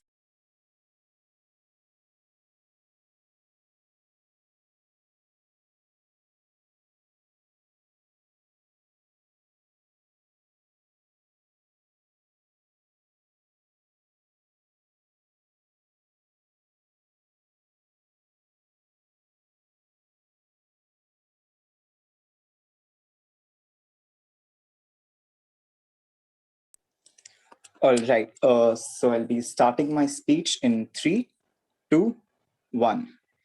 Greetings, panel. As the opposition whip, I'd like to. This is what the structure of my speech is going to be. I'll be starting off with few points which we on the side of opposition have been providing you with and what we are aiming with, and then I'll be moving on to some of the rebuttals, and then I'll show on to you an analysis as to how we win against all the 3 benches. Starting off with what we've been trying to provide to you. We have explained to you that art is a form of creative expression of one's own collectivized thoughts. Censoring those inherent thoughts is like taking a medium of speech or a freedom of speech from those very own artists, hampering the essence of very own democracy. Because considering disgust as an essence of democracy is highly problematic because it cannot be bought in with respect to freedom. Social disgust is being disgusted by another person's appearance, actions, ideas, or social standings. We consider it as highly subjective. It is a belief which is highly subjective to get offended due to a difference in opinion. That is why we respect a difference in opinion, which is what we've been trying to contest upon. We tell you that if you're trying to start from censoring the form of art, you're moving on to a slippery slope, because we don't get as to when are you going to stop this censorship. Are you going to stop it when you're finished with all forms of art which are trying to come out with the representation, with a form of representation, or a form to start conversations about such stigmatic topics or taboo topics in the society? You don't stop right there at the censorship of art. You move on to censoring movies. You move on censoring form of art or productivity, and you move on to censoring everything. Ending up in the censorship of the freedom of expression. That is why it's a slippery slope to even buy that argument from the very beginning. We contest that art unifies people. When we talk about minorities who are from the very beginning oppressed because they are instigated from the majority, we are telling you that disgust is not something which is instigated or which stems from majorly art, but it is something which has been stemming in the status quo from the aspect of classism which exists. We tell you there's a harm to it, where people can use the banner of social disgust to censor or ban art which is meant to spread awareness. Movements like the feminist movements and gender equality movements, which are considered as very controversial topics in the global south. We can agree to this one fact that there is a polarity, there is a global polarity, and in the global south, it is stigmatic or controversial, highly controversial to discuss topics like this. Since people getting disgusted or offended is highly subjective, and it is very much potential for all of these things to happen in the House of Global South. This is something where people can use the banner of social disgust to censor the forms of art which are there to support or promote awareness related to gender equality movements. And when you're actually censoring these forms of art which are actually moving towards a revolution, this is very problematic. We tell you that there's an urgency for art in these movements because art has played a very major role throughout history. This is what something our opening also tells you, that throughout history, it has been potential, whether it may be German Revolution or French Revolution, art has always been very important, or whether it may be the Indian national movement, it has been very important. It has collectivized people, it has unified people. Art has unified people throughout history. And that is why it is urgent for art to unify people and to come together in these very important movements. That is why we give you the urgency of art. Let's talk about one major stakeholder here, which is the artists who are actually belong to these minority communities of from the tribes who have a holistic approach towards this art. These are some people who are highly subjected to classism and oppression from the majority. Classism exists. This is what we've been trying to tell you from time and again. What the opening, moving on to some of the rebuttals, what the opening government gives you, they tell you that social disgust is alienation or irrelatability. Disgust stems from alienation, irrelatability. But we have proved to you that art is something which is moving on to unify people, to eliminate the aspect of alienation or irrelatability. That is why we need art to unify people or to represent people. Art has an attached value to it. Hence, we aim to gain ideals and morals from it. If we censor art, we eliminate the chances, the very chances of conversing sensitive issues like these and believing everything is peaceful in the utopia that the government has painted and no one wants to start any movement. It is highly problematic when we don't even take any step towards a social change. Social change comes from art. This is what we've been trying to contest upon. Change is necessary and representation is the necessity for that. And if art is subjective, then so is disgust for an individual. But because of that, if we stop respecting the difference in opinion or stop conversing or participating in the morality of representation, it is something which is not acceptable and we highly stand for it. Let's talk about some rebuttals for the closing government. The closing government has been trying to use the ambit of safety walls, and under that ambit, they tell us that we can't let because of that ambit, we cannot let them take the opportunity of revolutionary forms of art fall off. Because if you're taking away the rights of these artists, then you are taking their freedom of expression. You're disincentivizing these artists by taking away their liberal rights to represent themselves or their opinions, which is highly problematic and the sparkled and utopian disgust which they're trying to paint. These echo chambers that they talk about, this is when there is censorship, they are going to be worse off in their paradigm. When you talk about the rights to complain or registering is something equivalent to privilege, which is again the proof of how classism stems disgust. Let's take a very simple example of TikTok versus Instagram. TikTok was highly condemned in the status quo, and it was highly condemned because the lower middle class people who were producing art on that, it was condemned by these people, and it was termed as social disgust by the highly elite classes. And when the same kind of content came on Instagram and it became a trend, people started appreciating it. This is the proof that disgust is stemmed from classism in the status quo, and it is something which should not be affiliated to art in any manner. That is why we want that this classism needs to be removed so that art is not affiliated with disgust and art, because art inherently is something which moves towards the benefits of communities which are there for representation of such important topics. Claiming majority or defending majoritarianism is a burden which, due to text analysis, wasn't something which we could buy at any point, because status quo clearly holds majoritarianism questionable with respect to the very own gender equality movements, hence the POR.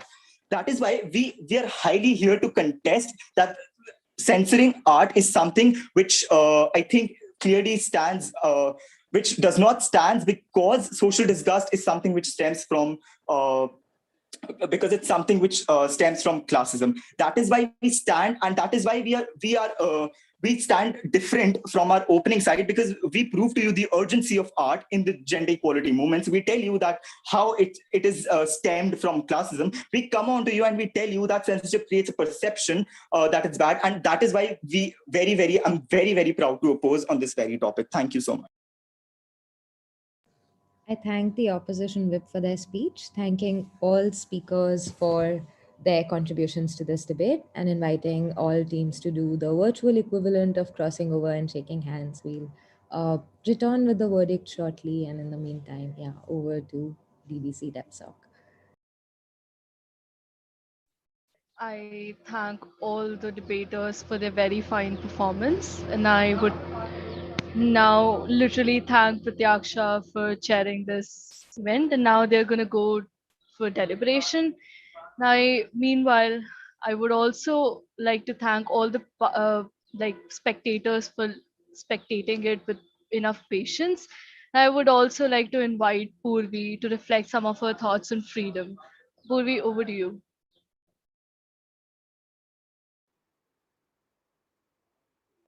Thank you very much, Avika. Just to confirm if I'm audible and visible. Yes, you are. All right. So, till the time chair decides the adjudication, it gives me immense pleasure to greet all the respected teachers and my fellow students present here. At first, I pay my greetings, respect, and homage to all those who laid their lives for country's independence. The idea of being an independent nation, where sovereign power lies with us to determine our future, places a huge responsibility on our shoulders. The significance of its beautiful story is that this nation has gained respect from the world for the democratic route chosen by it. Today, we acknowledge our privilege of being born in free India and celebrate 75th Independence Day of our country. We cannot even imagine the pangs of anguish of being enslaved which our Indians faced before 1947. For every Indian in those days, it was indeed a Herculean task to fight against those powerful giants, that is, the British. Every Independence Day, we not only celebrate our freedom, but we also pay tribute to our freedom fighters and martyrs. The struggles must not be allowed to fade away from our memories. The ethos of our freedom struggle formed the foundation of modern India. It is because of their zeal and dedication the passion for nationalism did not subside. The National Festival inspires us to resolve ourselves to lead a life where our character gets refined further, to dedicate ourselves to our nation. Today, we have the freedom to follow our right to education, right to speak, and many more rights. This day is a plethora of emotions. It reminds us of the pain of being enslaved, of the strength in unity. It defines sacrifice. It makes us value and cherish the freedom we have today. It is our responsibility as proud citizens of India to sincerely perform our duty and progress together to carve a better future for our motherland with the pillars of growth, development, and betterment. On that note, I'd like to thank you all for being patient listeners.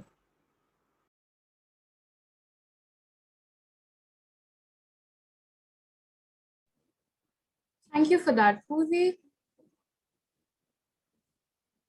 If the ad is ready for the OA, we can go ahead with that. Hi, Pratyaksha. Thank you. Sure. Thank you so much for that beautiful conclusion to this debate.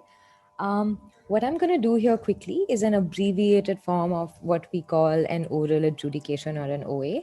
And I invite speakers and teams to speak to me later personally if they want to hear more about this debate.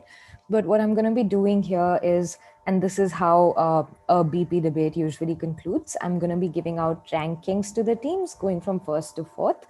And I'm going to just kind of briefly discuss some of the points that came up on my sheets when I was listening to each team and how I kind of evaluated those contributions to arrive at this ranking.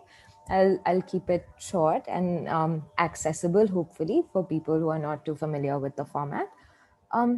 So my rankings went, I gave a first to closing government, a second to opening opposition, a third to opening government, and a fourth to closing opposition. Just to kind of give an idea of where my rankings also stood, I thought that first and second were slightly harder to determine for me. And so were third and fourth in terms of like which of the respective two teams should take those ranks. But it was slightly easier for me to demarcate which two teams stood ahead of the other two teams in this debate. And the reason for that is, I think that firstly, summing up the outcomes that all of the sides talked about, I think OG talks about a world, that is Opening Government talks about a world where they talk about how, especially in tension-ridden societies or conflict-ridden societies, art that creates or evokes social disgust has a relationship with violence or fostering tensions that lead to some kind of violence or some kind of inter-community strife.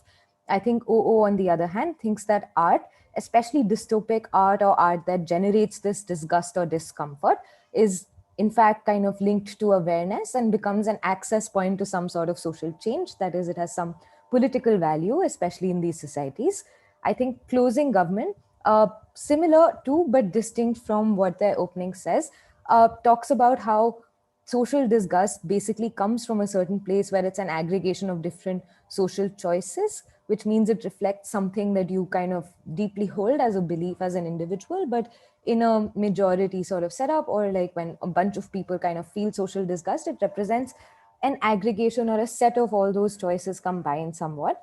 I think CO sees art and where like this kind of art that evokes social disgust leads as something that the majority is likely to be able to define, and then therefore limiting progressive conversation or conversation that goes against what they say. I think that given that all of these outcomes are kind of equally fair ways of reading this motion and the kind of value that art holds here, what becomes important to me in this debate is how everyone frames the relationship between a piece of art, it being viewed and consumed or created at all, and any of these outcomes being materialized. So for starters, I think that Opening Government and Closing Opposition are both slightly lacking on this front because they don't translate their claims of it will either foster violence or lead to majorities clamping down on certain kinds of art with how these things are very realistic to happen or what kind of institutions kind of act on them to make this happen. I think that the claims I get from OO and CG instead are about how, with OO saying that art in itself doesn't like foster political revolution suddenly, but it becomes a way to interact with ideas that you would likely shut out otherwise. And especially art that causes discomfort reflects something back to you, maybe about your own biases or your own views or your perspectives, which can be meaningfully challenged and lead to you being more socially aware, more participative in certain movements or certain rights related actions.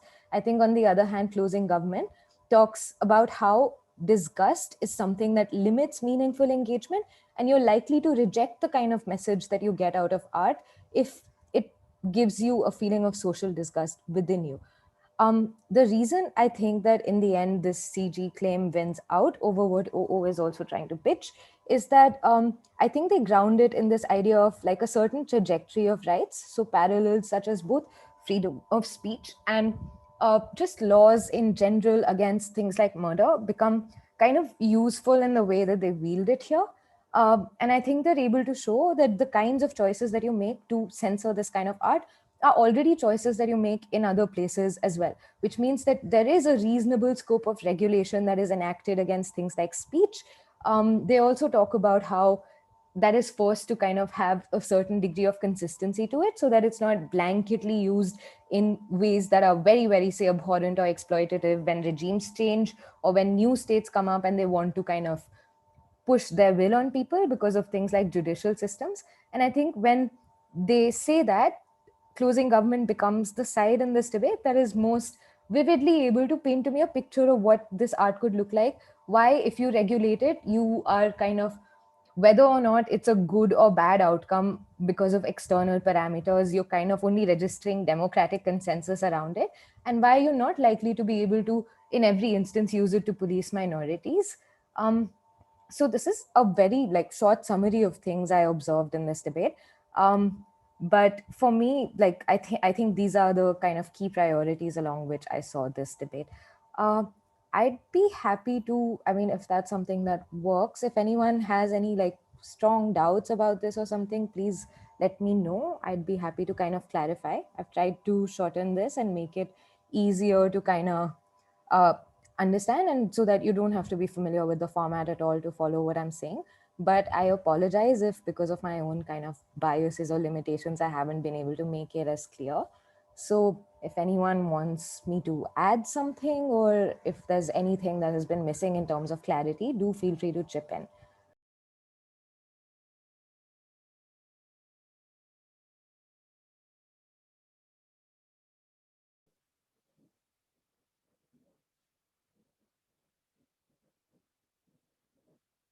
Right. Thank you for that, Pratyaksha. I really urge people, if you have any doubts regarding Pratyaksha's oral adjudication, if you want to know something about the format or about the process of deliberation, you can go ahead and ask them. Actually, I'll just add a little bit about the deliberation process and how it usually goes, unless someone has a question. So if this were happening in a real BP parliamentary debate room, sometimes you do have one single judge judging you, but that's rare. Usually you will have at least one judge who is a chair, and then you have judges who are called panelists in the same room. The role of chair, which I kind of fulfilled ceremonially today, involves all these things like asking speakers to come up, asking them to introduce themselves how they want, and just kind of running the round with like all these ceremonial things. But aside from that, your job as chair is also to facilitate a discussion, which is what we call a deliberation, after the debate. So you have, say, two judges who are called panelists and one judge who's called a chair. But when the discussion happens, the role of the chair is solely to take inputs from their panel, and then you have a, say, designated 10 or 15-minute time slot where there's a thorough discussion that takes place, where the 3 judges or 5 judges for other rounds, and that could kind of vary, discuss their inputs on the debate, and you kind of in good faith engage with each other. There are changes that are made to the rankings that everyone had in mind, to come up with a more kind of foolproof way to see the debate and incorporate everyone's suggestions. Going back to something we were discussing in the beginning, this personally is also one of the things that I really like about parliamentary debate spaces, because it acknowledges that we can have a lot of different views on debates. It also encourages us to leave out those views in terms of not bringing your beliefs into it. But yeah, it makes sure that we're constantly talking to each other and trying to cross out each other's biases while arriving at this verdict. So that is the process that would usually take place. Since I was the only one here, I just ended up looking at my sheets and reflecting on my own. Yeah. Thank you. I guess that was really informative for everybody. Thank you yet again, Pratyaksha, for that OA. And thank you for agreeing to judge the debate. Ishita? Yes, ma'am. Yeah, thank you, Pratyaksha. I like the way you concluded the argument, giving a wide range of why reasons of why you decided what you decided. I have a question, however. Why is it that the idea of art raising consciousness and bringing about change seems to be not as significant as allowing for the disgust of a majority of people? So, ma'am, I would say that I don't think in isolation those ideas are less like significant than one another. The way they panned out in this debate for me would be about what kind of reasons either side was able to give as to why that is more important to prioritize. I don't think that the way they did that was also to say that like one way of looking at art is holistically more true to art than the other. I think it was more about explaining to me how, if this provision were to be applied, you could enact certain kind of, like regulations around it to ensure it isn't misused. So I feel like if I conclude that there is a reasonable amount of art that could raise social disgust for valid reasons because it offends sensibilities, but there's also a reasonable amount of art that can be used to raise political consciousness, I feel like in this particular debate, when the closing government ended up talking about how the kind of checks that exist when you're enacting this provision in terms of courts not being able to misuse it blatantly and always wield it against all art that has political content, or there needing to be, to an extent, some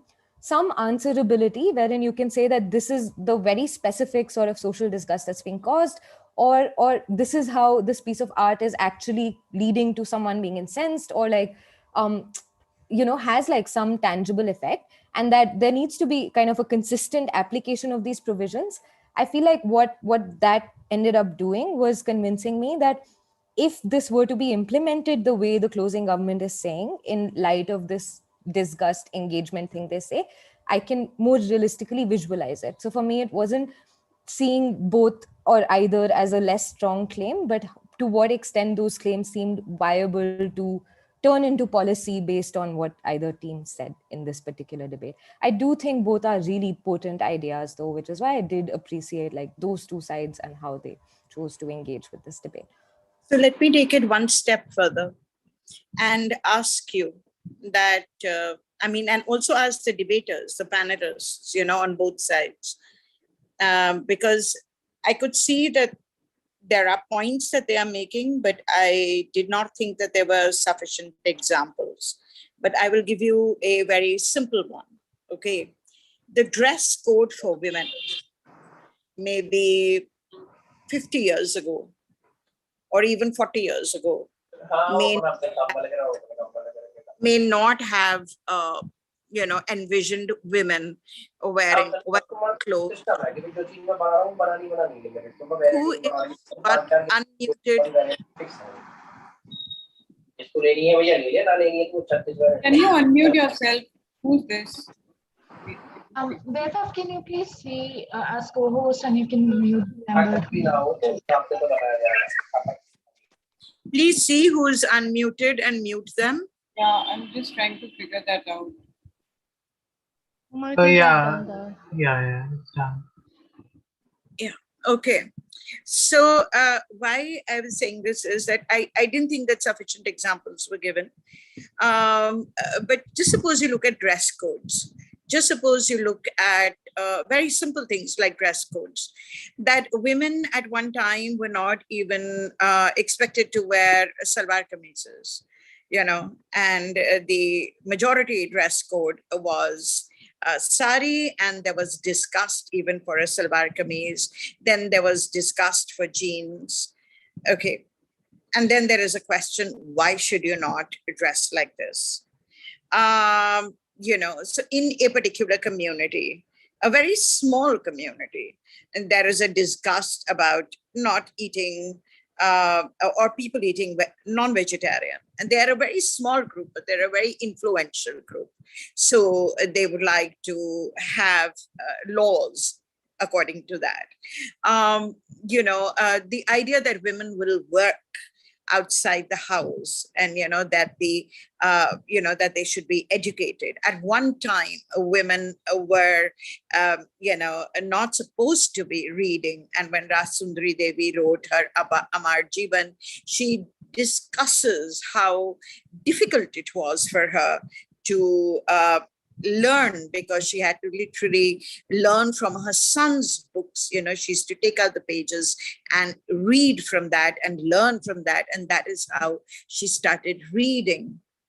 Okay, the majority at that time felt, for whatever reasons, moral, ethical, societal, gendered, a convention, tradition, that it is right that women should not be educated.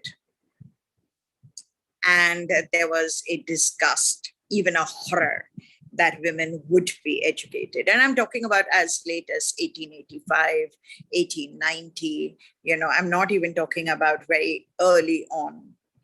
And in that case, works of art written by women out in the public, creating a furore, but nevertheless opening up spaces for women's participation, women's education. All this is happening, right? So my question is that this whole idea, and I'm not questioning why the way you educated. I am speaking about the motion itself now, and the process which you would normally have if there were 5 people or 3 people and you would talk about it.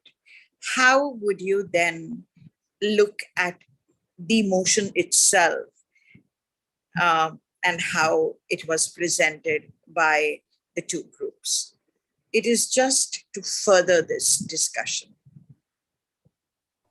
Absolutely, Professor. I think thank you for this input, because this also raises, so I really liked when this one particular team on opening opposition talked about dystopic art being what raises questions.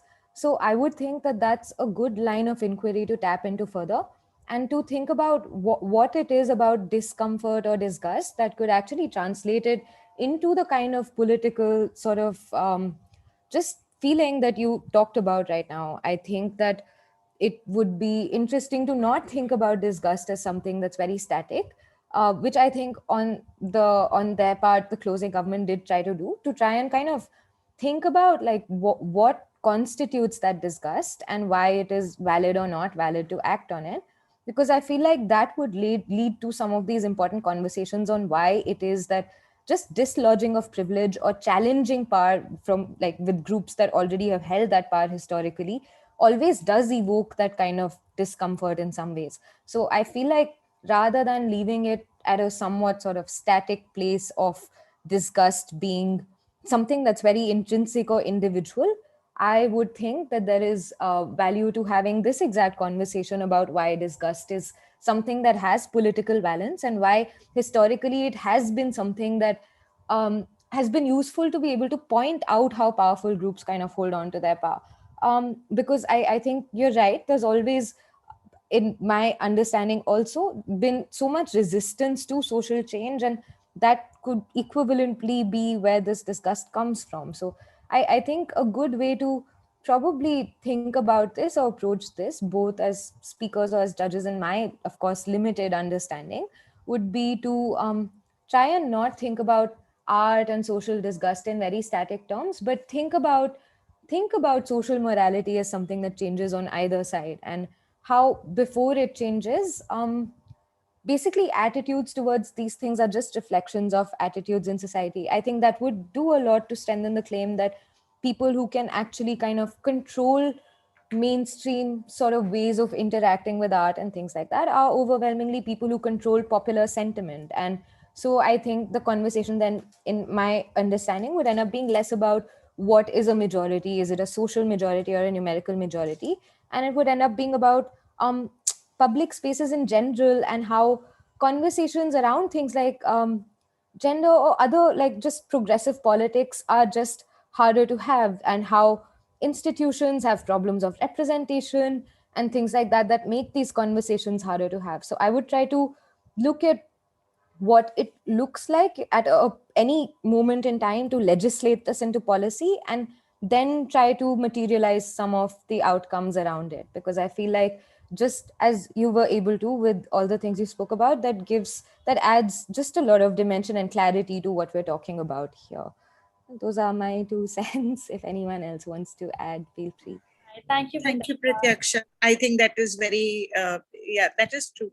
I think that one of the things that I expected maybe was the fact that there would be more contextualization to art itself and to a morality, because it certainly isn't static.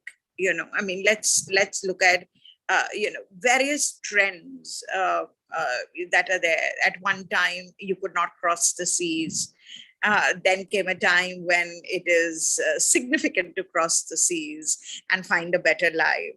At one time, women could not be educated, not only here, but across the world, and then how women's education grew, subaltern groups, so how do you define majority and how do you define social disgust is really about, contexts, about times, about influence, about influential groups, even if they are, very small groups. And how, one of the points about Charlie Hebdo is about the kind of violence that is unleashed, is in fact not about, it's not about just a large group getting disgusted. It's about a very small group getting disgusted within a community, an even smaller group getting disgusted and retaliating in the most extreme manner. Okay, can you ever, as a government, legislate this to an extent that you can prevent it from happening? And in doing so, is there a danger that other groups or other voices which should be heard, which should raise consciousness, which should bring about thoughts and discussions, are also suppressed. I mean, it's a larger question for the entire group to think about, really. I mean, even when you are preparing for these kind of debates, so that is how you need to look at it from various angles rather than just a static point. That's what I feel. Thank you, ma'am. I think that's very valuable. And I think these discussions are really important. I'm glad we can continue having them. So before we, I think, wrap up for today and before we wrap up for this event, Ishita, would you like to add something to the discussion we've had, or would anyone like to say something? Is something we can open the floor to now before we thank Pratyaksha for being here today and devoting their time, and hopefully have one of these again soon. Right, of course. I do have something to add to this, the whole event that we've had so far. After that, we can invite people from the audience to share their views about how they felt about the event as a whole. But before that, it's really, I guess this is the first thing that came to my mind when we decided the theme to be the celebration of freedom, because the Independence Day is right around the corner and we were asked to link it to the theme of freedom. So we thought that this is the best way to do it. This is the best way to show that we as a debating society, what we do in terms of discussing what is important in the world and what are our experiences daily. So before we move on to inviting the people from the audience from talking about how they felt about the debate, I have a little poem that I want to recite for everybody. It's Where the Mind is Without Fear by Rabindranath Tagore. I hope everybody's heard of it. If not, I'll just recite it right now and you can share your views about how you feel about this poem as well. Where the mind is without fear and the head is held high, where knowledge is free, where the world has not been broken up into fragments by narrow domestic walls, where words come out from the depths of truth, where tireless striving stretches its arm toward perfection, where the clear stream of reason has not lost its way into the dreary desert sand of that habit, where the mind is led forward by thee into ever-widening thought and action, into that heaven of freedom, my Father, let my country awake. Thank you so much, everybody, for being here. If you have anything to add, or if you have anything to tell us how you felt about the event, something that we can improve on, some additions that you have to the motion, and something that you feel about this poem that I just recited, please go ahead.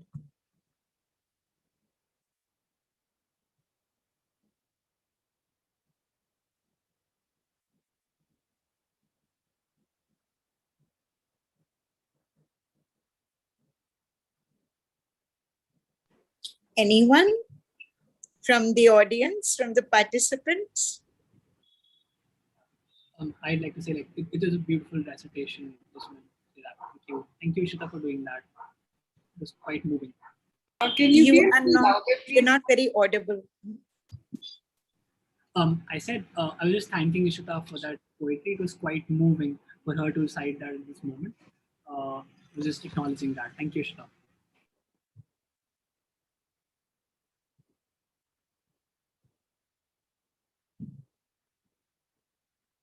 Vandana? Yes, sorry. Actually, I was trying to set up a Google Meet for my sister. Okay. So this has been an extremely wonderful experience, and I brought in some of my students, and I was hoping that they would say something or respond to, maybe they're all I think shell struck or something, to say to this, because I'm sure for most of them this is the first time that they have been exposed to this kind of a debate. But I hope that's going to be only the beginning for them to also participate in something like this. And yes, as Shirina, as you put it, with time, ideas about what is disgusting, what is, social morality or public morality keeps changing. And you, I think, chose the best analogy about women's dressing and what's allowed and what's not allowed. Yet there's always,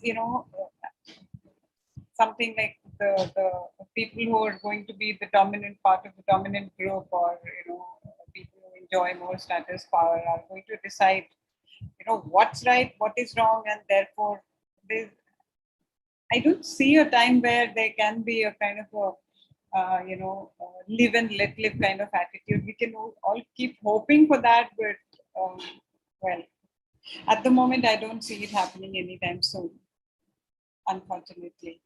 But to all the participants, that was extremely well done. And I hope you get to, do this more often. And thanks everyone for being here. We've all had a very good time.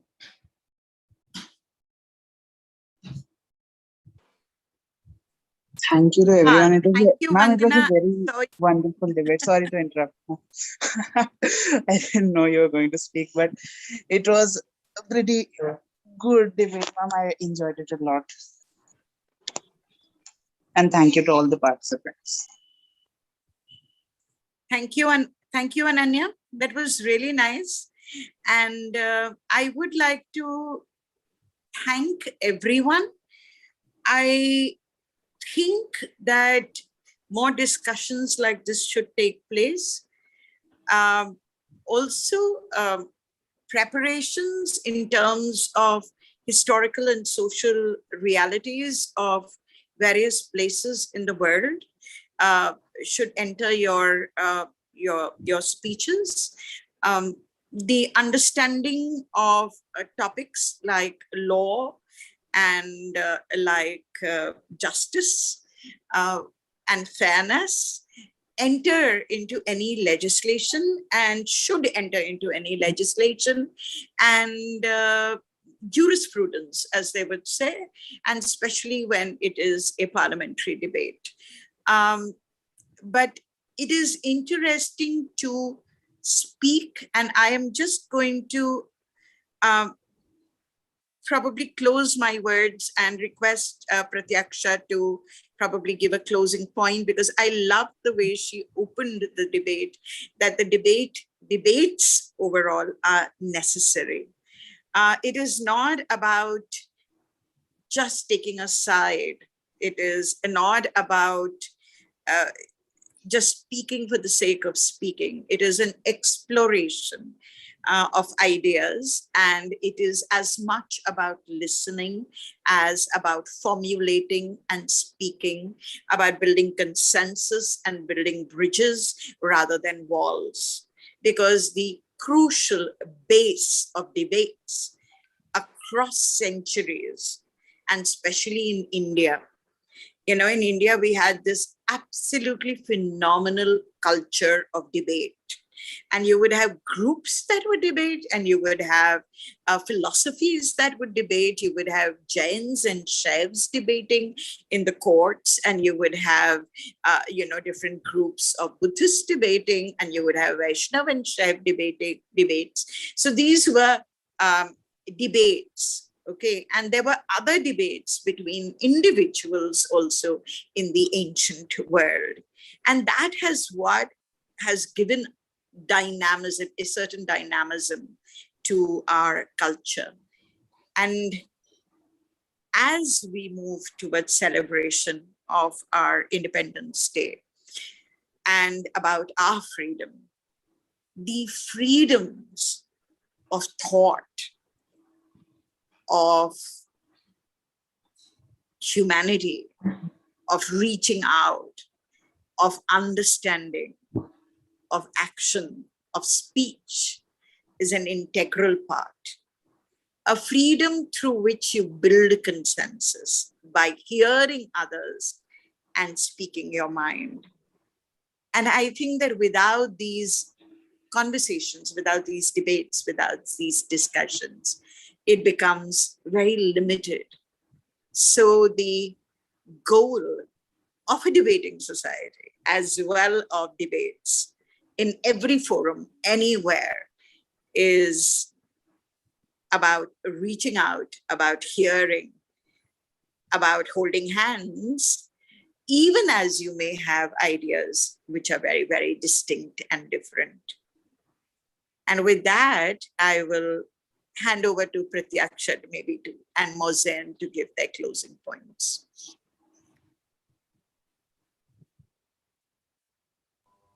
So I just want to conclude, like I said earlier, on the note that I started on. I think that the DebSoc at Deshbandhu is doing wonderful things, and it's lovely to see so many of you out here and doing a brilliant job. I really enjoyed listening to all of you, and I encourage everyone who's here listening to them for the first time, or maybe seeing parliamentary debating and how it works for the first time, to at least give it a shot. I think it's one of those things that you might see as, you know, whether you see it as difficult or something that doesn't align with like other parts of your skills and things like that. I think that despite all of those things, it's something that can accommodate a lot of different kinds of thought, a lot of different kinds of skills.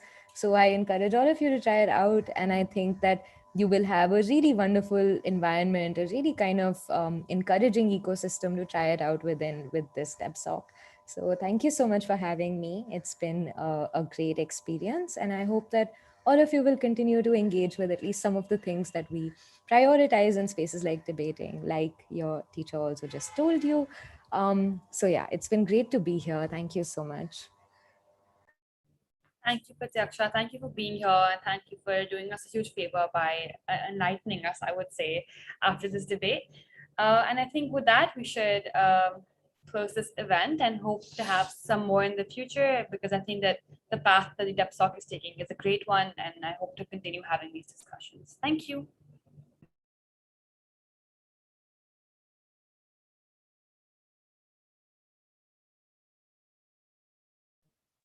With that, I guess we come to an end with today's event. Thank you everybody for being here. Thank you, Sharina ma'am. Thank you, Vandana ma'am, for guiding us throughout the way.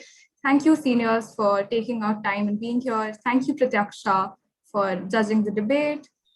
Thank you, everybody.